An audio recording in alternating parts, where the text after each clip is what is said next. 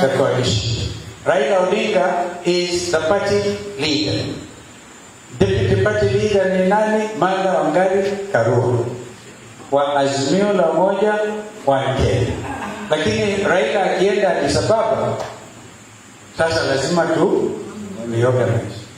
reorganize. Mimi niko tayari kuongoza upinzani Kenya hii mpaka tusaidie kuokoa Kenya. Sijui kama mtanisaidia kwa mpango huu. Mko serious? Thank you. Sasa ukashinda serikali.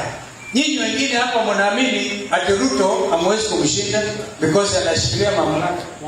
Kama Moi akishika Uhuru mkono wakati ule tulimtoa.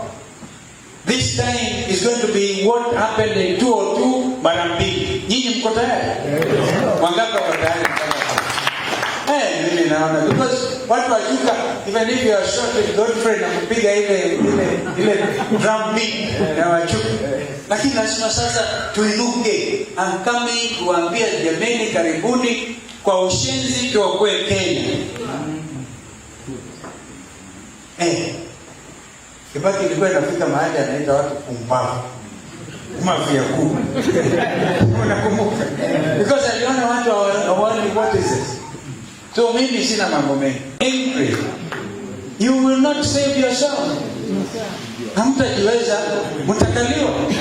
Hebu uliza, watu wanasema kodi, tax.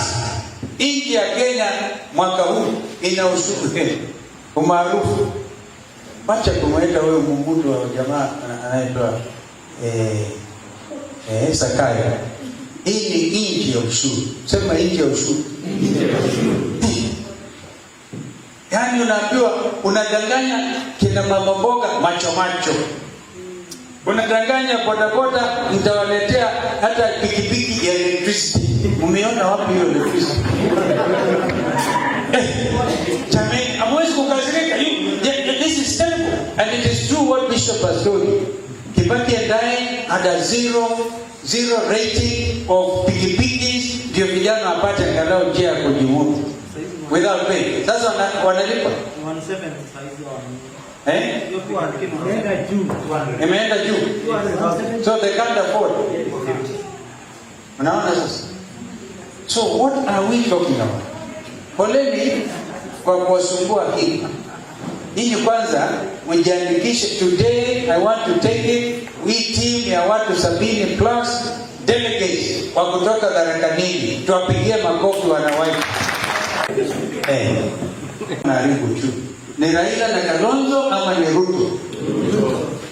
Na kachapa wake. Wako wajaliwa na mweka kachiera. So we have to wake up. Jamani, kama umekuja hapa ati mtoke na maneno matamu, mimi sina maneno matamu kwenu. Poleni sana.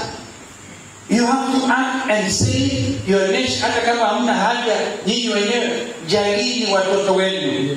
Mmezaa watoto. Mimi na Kibaki tukaanzisha mfumo wa free primary and compulsory education. Sasa hata ile capitation ya walimu wakuu hawapati. And you are sitting there comfortable. Mimi mzee wangu Bishop, nataka niwaeleze vile ya kama adversities. Mimi nashukuru sana ile barua umeniandikia hapa Pastor Bishop.